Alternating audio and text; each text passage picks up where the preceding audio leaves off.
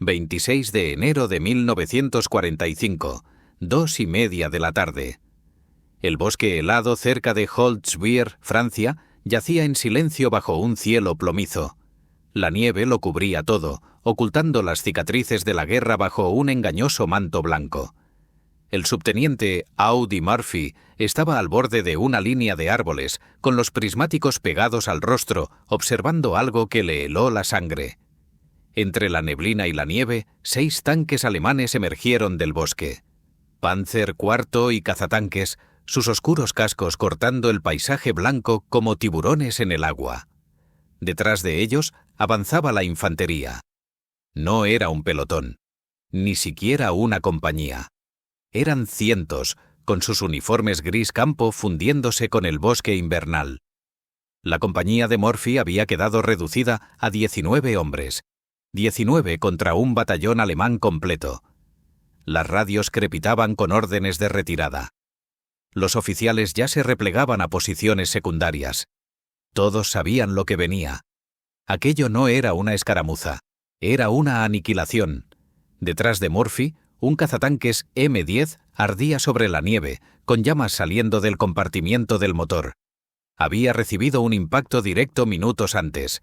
La tripulación había saltado y huido. Procedimiento estándar, procedimiento sensato. Pero Murphy no miraba las llamas, miraba la ametralladora montada arriba, la Browning calibre .50, aún intacta, aún cargada. Se volvió hacia sus hombres, con la voz apenas por encima de un susurro. «Métanse en el bosque. Todos. Ahora». «¿Y usted, señor?» Murphy no respondió. Ya estaba caminando hacia el cazatanques en llamas, solo, hundiéndose en la nieve. Lo que estaba a punto de hacer sería calificado de imposible por los analistas militares, de suicida por sus propios comandantes, y de milagroso por los hombres que sobrevivieron gracias a ello. Audie Leon Murphy no estaba destinado a sobrevivir ni siquiera a su infancia, mucho menos a una guerra. Nació en 1925 en una choza de aparceros cerca de Kingston, Texas, siendo uno de 12 hermanos. Su padre abandonó a la familia cuando Audie aún era un niño.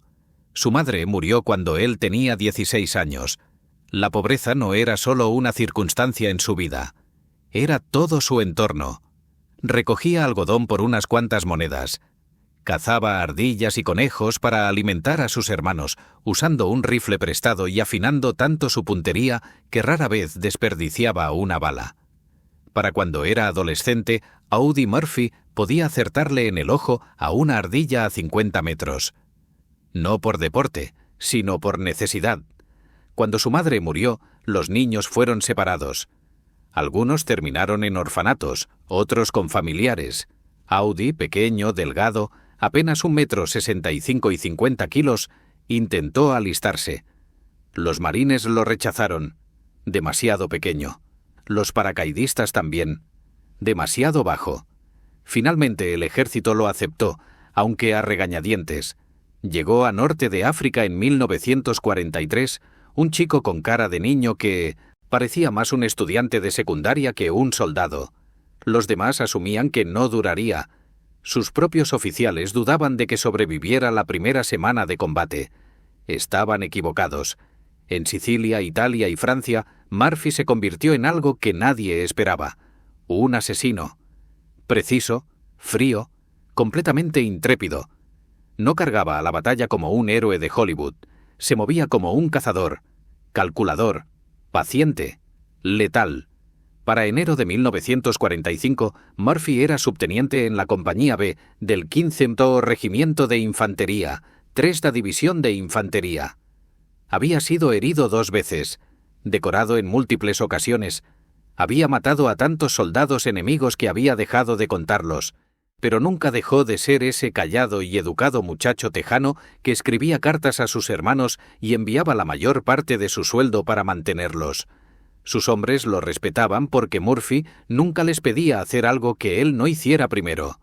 Lideraba desde el frente, siempre, y cuando los oficiales tomaban decisiones que pondrían a los soldados en peligro, Murphy se oponía, silenciosa pero firmemente.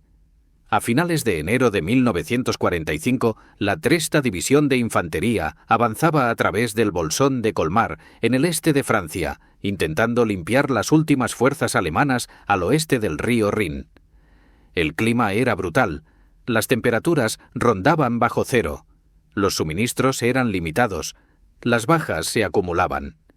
Y cerca del pequeño pueblo de Holzwihr, los alemanes preparaban un último y desesperado contraataque. La mañana del 26 de enero comenzó con información equivocada. El mando estadounidense creía que los alemanes en el sector de Holzwihr se estaban retrocediendo hacia el Rin. Se ordenó a la Compañía B avanzar por tierras de cultivo abiertas y asegurar un área boscosa al noreste del pueblo. A Murphy no le gustaba. El terreno era demasiado expuesto, demasiado plano, un campo perfecto para matar. Pero órdenes eran órdenes. Para el mediodía, la Compañía B había avanzado hasta el borde del bosque, estableciendo posiciones defensivas a lo largo de la línea de árboles que bordeaba los campos helados. Fue entonces cuando comenzó el ataque. 6 tanques alemanes salieron del bosque a medio kilómetro de distancia, acompañados por aproximadamente 250 soldados de infantería.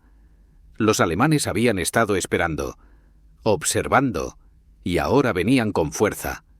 Murphy llamó de inmediato para solicitar apoyo de artillería.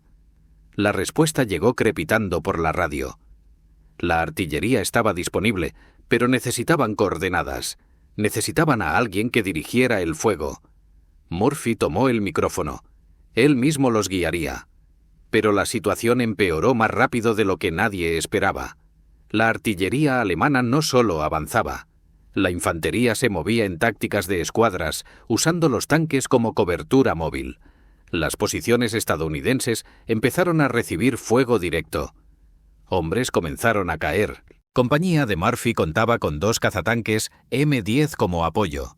Uno recibió un impacto directo en minutos, su torreta voló por completo.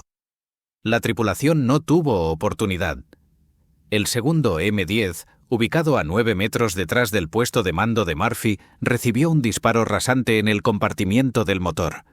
El fuego estalló de inmediato. La tripulación abandonó el vehículo corriendo hacia la cobertura del bosque. Murphy los observó marcharse. No los culpó.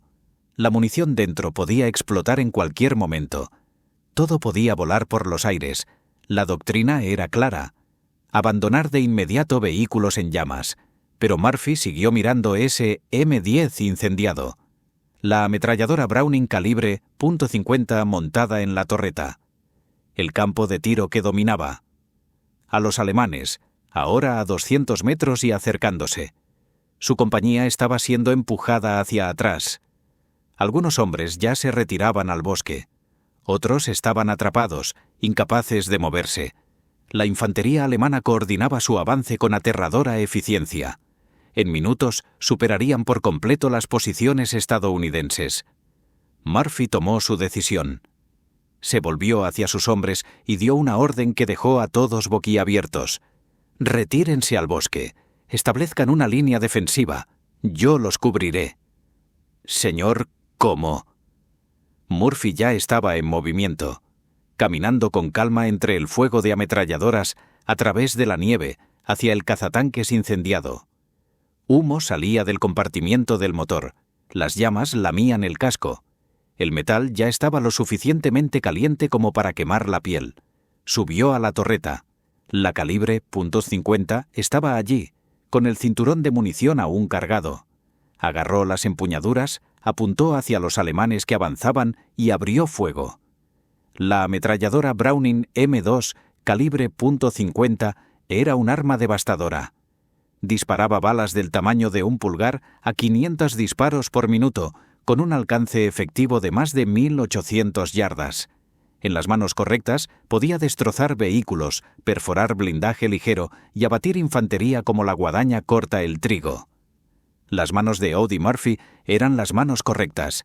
El primer ráfaga alcanzó a un escuadrón de infantería alemana en campo abierto. Los hombres cayeron. Otros buscaron cobertura. Los alemanes, esperando una retirada fácil, se encontraron de repente bajo un fuego preciso e implacable desde un arma que creían abandonada. Murphy manejaba el arma con precisión mecánica, ráfagas cortas y controladas, apuntando a objetivos en movimiento, ajustando por viento y distancia. Había pasado años cazando en Texas. El principio era el mismo, solo que con otra presa. Los alemanes devolvieron el fuego. Las balas silbaban cerca de la cabeza de Murphy. Los proyectiles rebotaban en el blindaje del cazatanques. La nieve se levantaba a su alrededor en pequeños géiseres blancos, pero Murphy no se inmutó. No podía permitírselo. Debajo de él, el M10 seguía ardiendo. El calor irradiaba a través del metal. La munición dentro podía estallar en cualquier momento, pequeñas explosiones reventando como petardos. En cualquier segundo, todo el vehículo podía detonar. Murphy lo sabía. Los alemanes lo sabían. Todos los que observaban lo sabían. Pero Murphy permaneció. Siguió disparando. La ametralladora se calentaba en sus manos, el cañón brillando débilmente incluso con la luz de la tarde. Quemó un cinturón de munición. Luego otro. Los alemanes intentaron flanquearlo. Murphy giró el arma, acabando con ellos. Intentaron embestirlo. Los derribó antes de que avanzaran 10 metros. Detrás de él, su compañía se retiraba en orden, estableciendo posiciones defensivas en el bosque. Los alemanes, obsesionados con el soldado solitario sobre el tanque en llamas, continuaron su ataque hacia él en lugar de perseguir a la infantería en retirada. Murphy tomó el micrófono de la radio que había llevado consigo, siguiendo dirigiendo el fuego de artillería mientras manejaba la ametralladora. Su voz era calmada, casi conversacional, dando coordenadas, ajustando los disparos, todo mientras disparaba ráfaga tras ráfaga sobre las formaciones alemanas. La artillería empezó a caer. Los proyectiles explotaban entre la infantería alemana, creando caos y confusión. Pero los tanques enemigos seguían avanzando, atravesando la nieve. Uno de ellos, un Panzer IV, giró su torreta hacia Murphy. Lo vio. Vio el largo cañón girando en su dirección. Supo lo que venía. El tanque disparó. El proyectil pasó silbando, fallando por menos de 1 metro, y estalló entre los árboles detrás de él. La onda de choque casi lo derriba de la torreta. Ajustó su agarre y siguió disparando. La infantería alemana, valiente como era, comenzó a flaquear. Esperaban una victoria fácil. En cambio, estaban siendo destrozados por un solo hombre que se negaba a morir, sobre un vehículo que podía explotar en cualquier momento. Durante más de 1 hora, Murphy mantuvo esa posición. Solo, expuesto, rodeado de humo, fuego y proyectiles entrantes. Disparó cada ronda disponible en el cazatanques, cerca de 2000 balas. Los cuerpos empezaron a amontonarse en la nieve. Finalmente los alemanes se retiraron, no porque les faltara coraje, sino porque les faltaban hombres dispuestos a entrar en esa zona de muerte. El ataque se rompió. Los tanques retrocedieron. La infantería se retiró al bosque. Murphy bajó del M10 incendiado, su uniforme humeante, las manos ampolladas, el rostro ennegrecido por el hollín. Caminó de regreso a la posición de su compañía como si regresara de un recado cotidiano. Sus hombres lo miraban incrédulos. Un sargento finalmente encontró la voz. «Teniente, ese tanque pudo haber explotado bajo usted en cualquier momento». Murphy se encogió de hombros con voz baja. «Lo sé, pero pensé que los matarían a ustedes antes de que tuviera la oportunidad de matarme a mí». Los médicos descendieron sobre Murphy de inmediato. Sus manos estaban quemadas por la ametralladora sobrecalentada. La metralla le había causado pequeñas heridas en la pierna. Sufría de inhalación de humo, pero estaba vivo. Contra todo pronóstico lógico, estaba vivo. El campo de batalla contaba otra historia. Las patrullas estadounidenses que inspeccionaron la zona después del combate contaron al menos 50 alemanes muertos en la nieve, la mayoría a menos de 200 metros del M10 en llamas. Docenas más estaban heridos. Los rastros de sangre llevaban al bosque, donde los alemanes arrastraron a los heridos. El contraataque había sido completamente destruido. Una fuerza alemana del tamaño de un batallón, apoyada por blindados, había sido detenida por un solo hombre con una ametralladora. Los analistas militares lo llamarían más tarde estadísticamente improbable. El propio comandante de la compañía de Murphy lo describiría simplemente como «lo más valiente que he presenciado». Pero Murphy no pensaba en valentía. Acostado en un hospital de campaña esa noche, con las manos vendadas, pensaba en los hombres que había salvado. 19 hombres que podrían haber sido aplastados, capturados o muertos si los alemanes hubieran logrado abrirse paso. La investigación oficial llegó rápido. Los oficiales querían entender exactamente lo que había pasado. Murphy dio su informe de manera típica, calmada y sin exageraciones. Había visto al enemigo avanzar. Había usado los recursos disponibles para retrasarlo. Nada más. Pero sus hombres contaron otra historia. Describieron a Murphy subiendo a un vehículo en llamas que podía explotar en cualquier momento. Permaneciendo allí por más de una hora, totalmente expuesto, dirigiendo la artillería y disparando la ametralladora simultáneamente. Nunca se cubrió. Nunca retrocedió. 7 meses después, Audie Murphy recibiría la medalla de honor por sus acciones aquel día. La citación describiría su coraje indomable y negativa a ceder un solo palmo de terreno. Se convertiría en la más famosa de sus muchas condecoraciones, pero la ceremonia de la medalla aún tardaría meses. En enero de 1945, Murphy era solo un teniente agotado con las manos quemadas intentando escribir una carta a su hermana en Texas. La empezó 3 veces, tachó las palabras y finalmente escribió: «Ayer tuvimos un día duro, pero estamos bien. Dile a los niños que los extraño». Nunca mencionó el tanque, nunca mencionó el fuego, nunca mencionó a los alemanes, porque para Audie Murphy lo que había hecho no era heroísmo, era necesidad, era el trabajo, era lo que haces cuando las personas que dependen de ti no tienen a dónde ir. La historia de la resistencia de Murphy se difundió por la 3ª División de Infantería como un incendio forestal. No por los canales oficiales, sino por las conversaciones susurradas de soldados que necesitaban algo en lo que creer. En el brutal invierno de 1945, con la guerra acercándose a su sangriento final, los hombres necesitaban saber que el coraje aún importaba, que un solo soldado todavía podía marcar la diferencia. Otras unidades comenzaron a solicitar a Murphy por su nombre para operaciones difíciles. Su compañía se convirtió en una especie de leyenda dentro de la división. Los nuevos reemplazos llegaban y preguntaban con los ojos abiertos: ¿es cierto? ¿El teniente Murphy realmente estuvo sobre un tanque en llamas durante 1 hora? Los veteranos solo asentían. Sí, lo hizo. Pero para Murphy la atención era incómoda.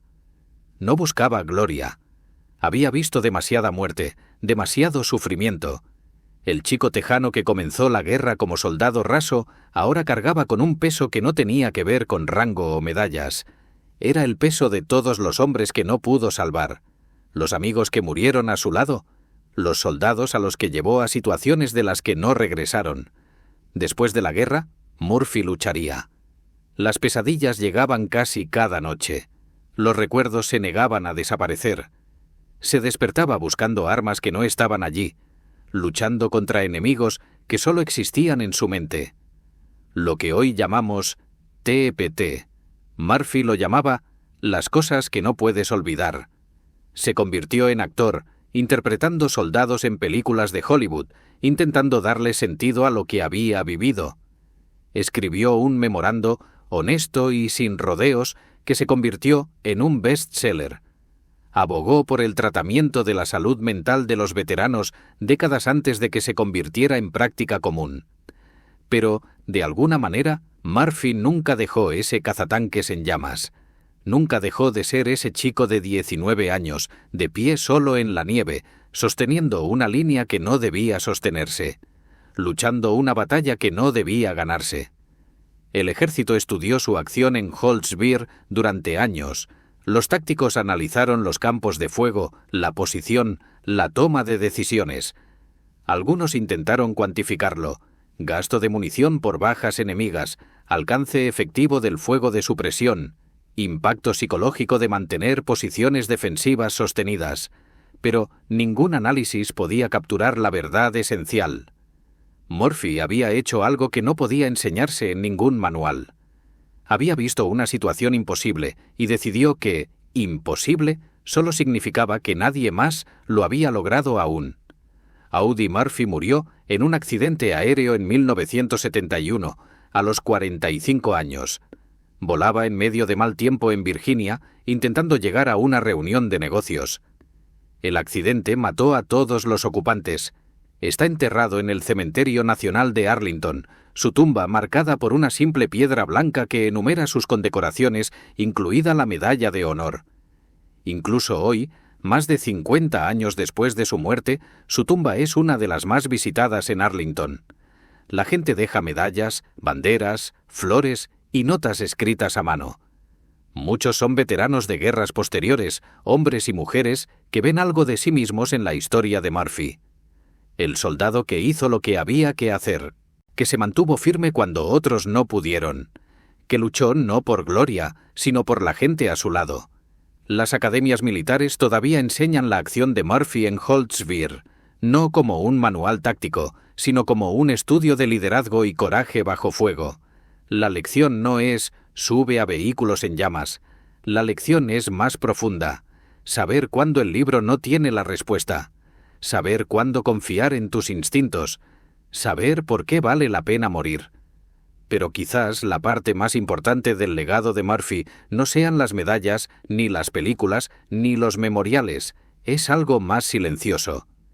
Es la carta que un veterano escribió a la familia de Murphy décadas después de la guerra.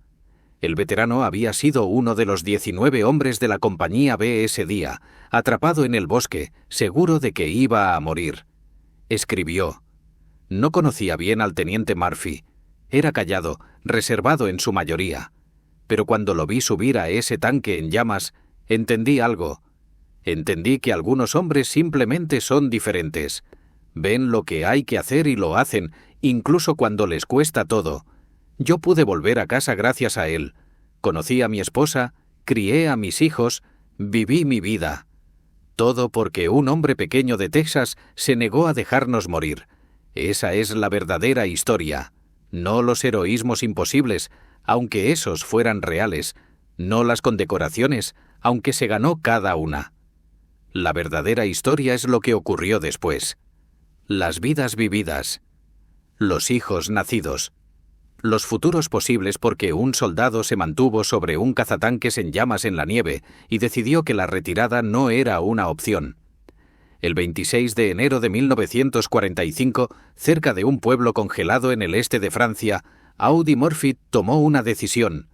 No era una decisión complicada. No era una decisión calculada. Simplemente era la única decisión con la que podía vivir.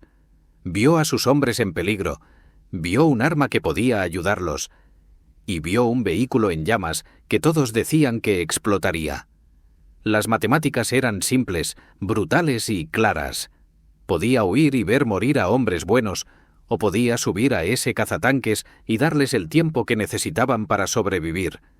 Murphy eligió el tanque, eligió el fuego, eligió mantenerse firme solo contra probabilidades imposibles, porque mantenerse firme era mejor que huir, porque cubrir una retirada significaba algo, porque esos 19 hombres merecían una oportunidad.